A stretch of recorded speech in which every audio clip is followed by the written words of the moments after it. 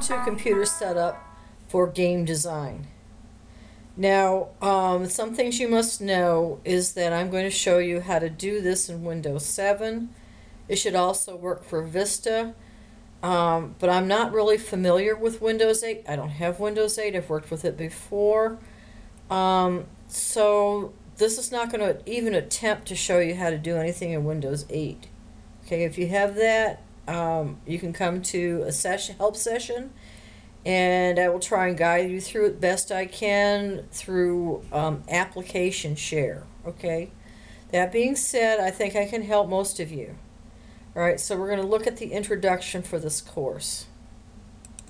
Before we set up your course, first you want to check to make sure that you have the basic requirements for this course. Okay, you need to have, like it says here, Windows XP, Windows Vista, or in our case, Windows 7 or Windows 8, or a Mac OS 10 operating system, of course, or a more recent version if you have one. You want to make sure that you have Adobe Flash Cs4, Cs5, Cs5.5, or Cs6. You'll be able to do it in any of those, and we'll show you modifications in a little bit. Okay. You need at least 1 GB or faster processor. Most of you have this if you have a computer that's been made about the past 5 or 6 years, right? At least 1 GB of memory, 2 GB of available hard drive space. If you don't have Adobe Reader, most people have Adobe Reader, but if you don't, there's a link you can click to download it. Adobe Flash Player, there's a link you can click to download that as well. You won't be able to see this if you don't have Adobe Flash Player, but you got the link there if you can't see that, where you can download it. The first thing we want to do is we want to set up a folder for our class. Now you should have folders set up for all your classes, but this is going to instruct you how to set up a folder for our class.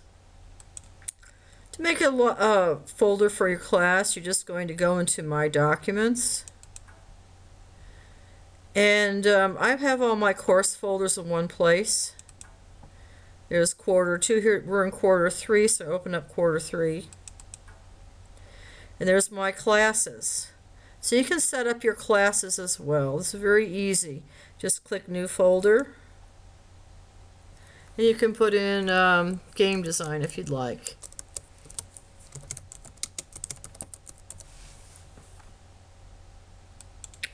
Now while you're here, you might as well see how I have my extensions turned on here? Problem with game design is you might have 15 files all named the same thing, but they're different files.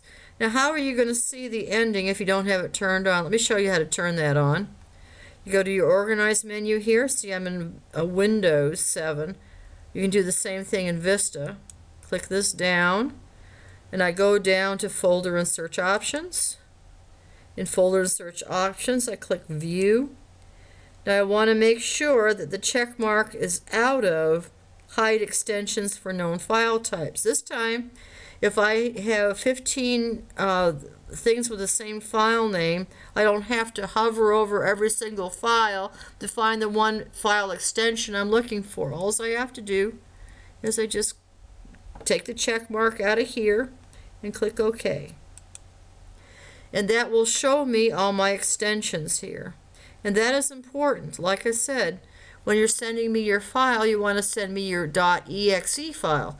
Now how are you going to know which one is that if you don't have your file extensions on, unless you just hover over it like this and look for it. And if you have 15 names, that gets to be, that starts to make you a little angry pretty quickly, okay?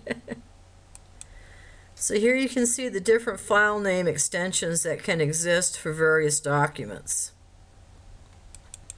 Now here in the course overview, if you have Windows 2003, you can go and you can show file name extensions through their directions here. This is on Lab 2, page 7.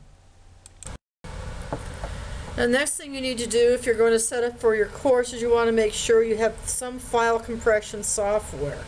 Now a zip file just some of you have WinZip already. You won't need to download anything, or you might have a similar program. But if you don't have something, here we are in course overview, and they have a download here for 7-zip, which is a zip utility. You're going to need this to send me your files. When we download our course resources for this class, that's the backgrounds and the characters for some of your games, it's going to come in a zip folder, and you're going to need to unzip them in order to use them.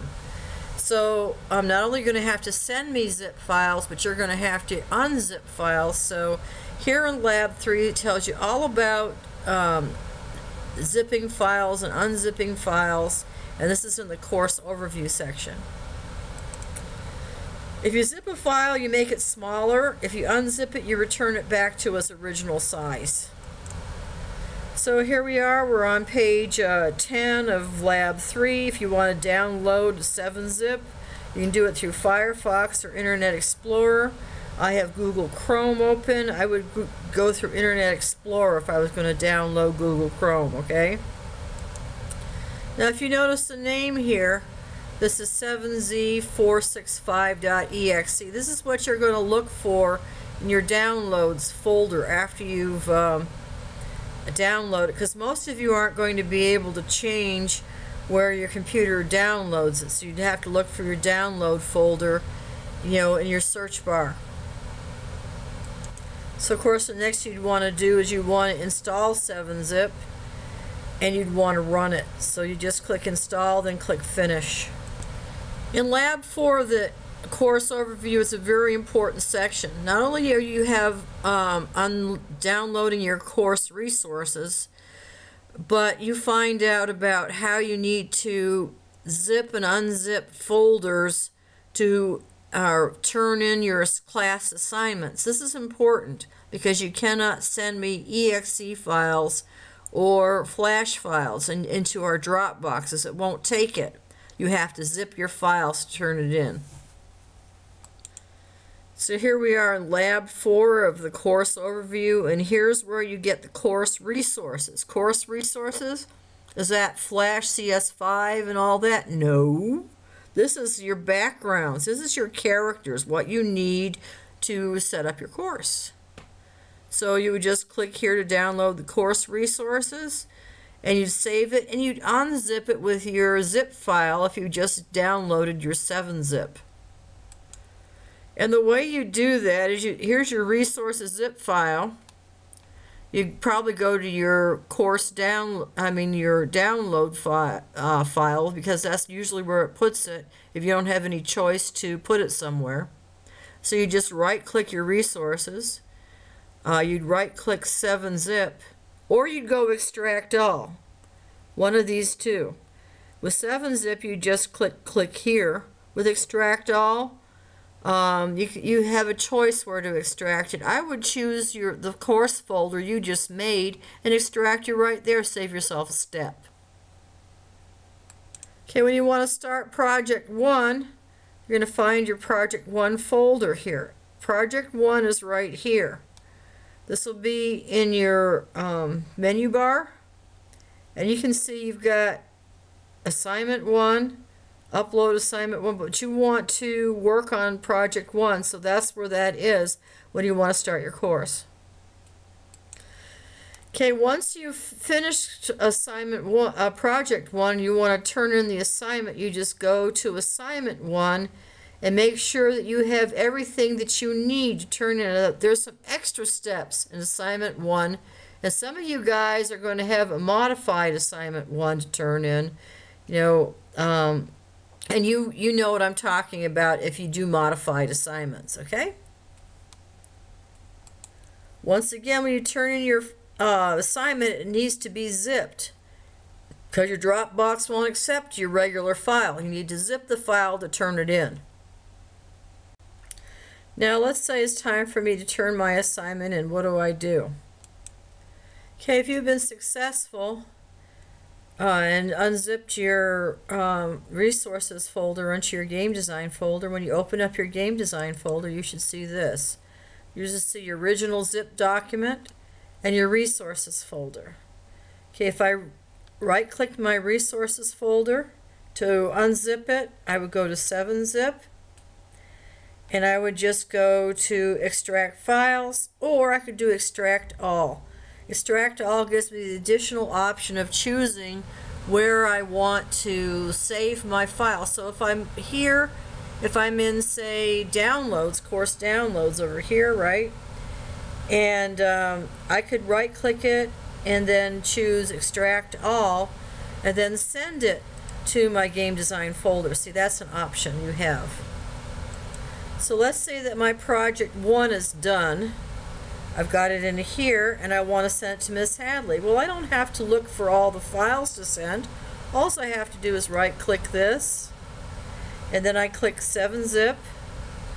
Now they want you to add to the archive and choose zip, but it's much easier to click add to project 1 zip.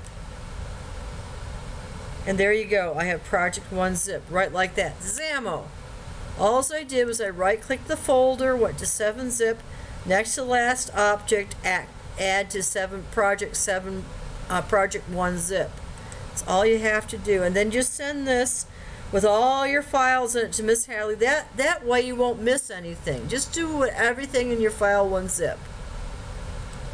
Now when you're done with setting up your computer, now you got to work with setting up your Flash program. I want to bring to your attention, Flash CS5 users, read this first. Flash CS5.5 users, read this first. Now I don't see anything for a Flash CS6 user, but I definitely check out Flash 5.5 because most of what will apply to you will be right there, okay? This will help you set up your program so it looks like the illustrations in the actual project itself, okay? Because your file is not going to look like the programs here, and it tells you what fixes you need to do. So I'm going to show you your fixes for your regular CS5 because that's what I have, and I can show you how to set up your Flash game for CS5.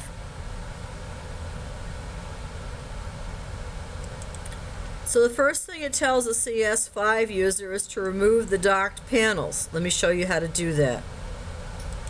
So I'm now in Adobe Flash CS5.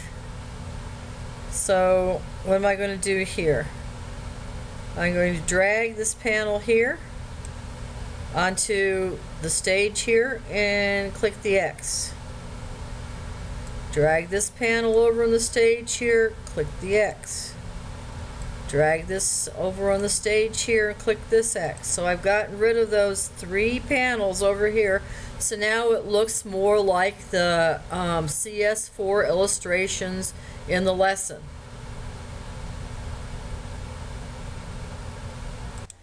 So now what does it tell me to do? It tells me that I need to do something with Project 4 resources. If you don't do this, your score is not going to work in your Project 4. So it's going to tell you to change your score asset in Project 4. So it tells me that what am I supposed to do? I'm supposed to double click Project 4, then open up Space Assets in Adobe Flash CS5. So I'm going to do that. So here I go. File, Open. I browsed for browse in my folder, go to my game design, go to resources, go to Project 4, then I open up Space Assets FLA.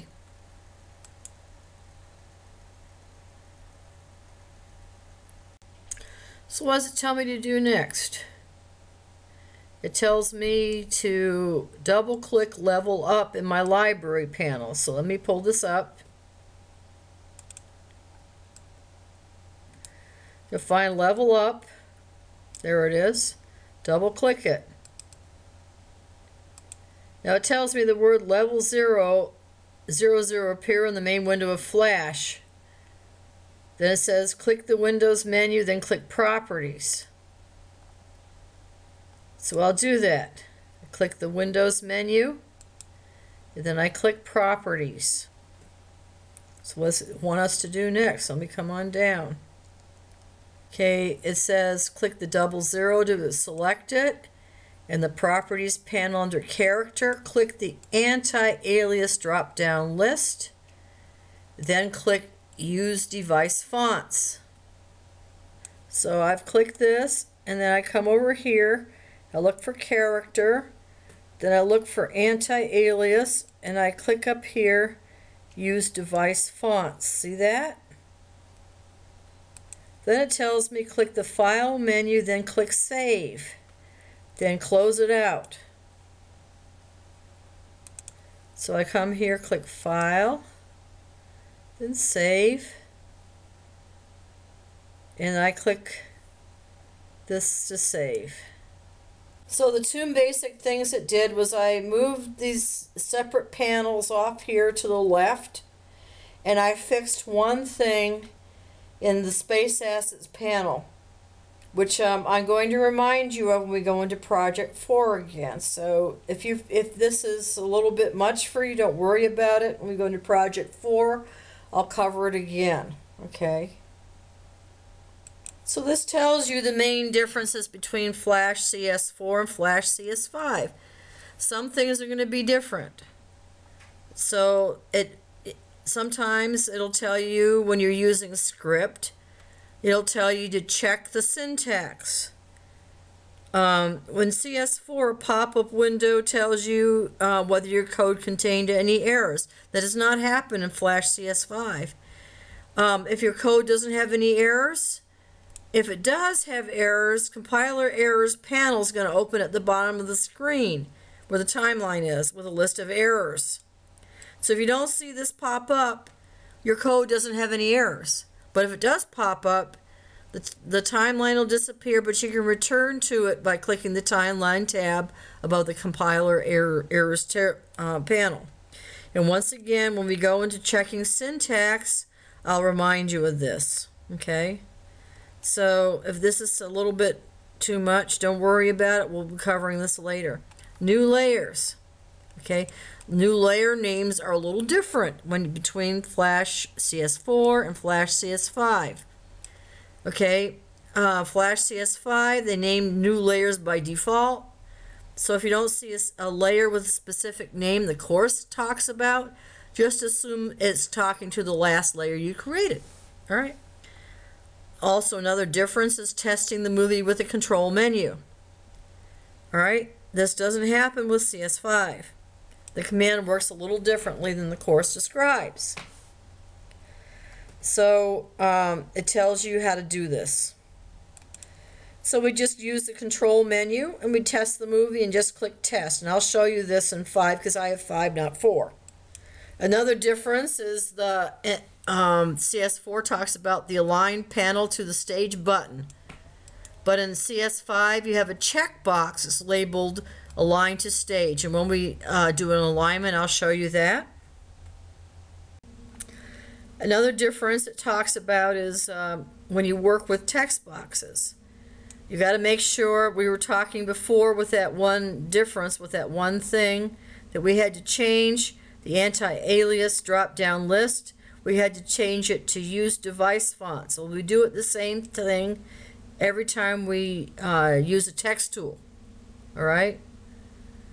To make a text box. So once again, when we do this, I'll remind you, so don't worry about this. A lot of these same changes you're also going to find in 5.5 and in 0.6. So remember, when I talk to you about using 0.5, it's going to be pretty much the same thing when you're using 0.5 and 0.6. Also, make sure that you convert your Flash CS6 document in CS5.5 to CS5 format. Miss Hadley has CS5, not 6. So you got to go to File menu, then Save As, and then click Flash CS5 document. And I'll remind you of this when we go through the different exercises. This is just showing you in advance. So these are changes, and you'll see this on your menu. Once again, all these changes are listed in Flash CS5 users. Read this first. And here's Flash CS5.5. And I'll show you a lot of this is the same.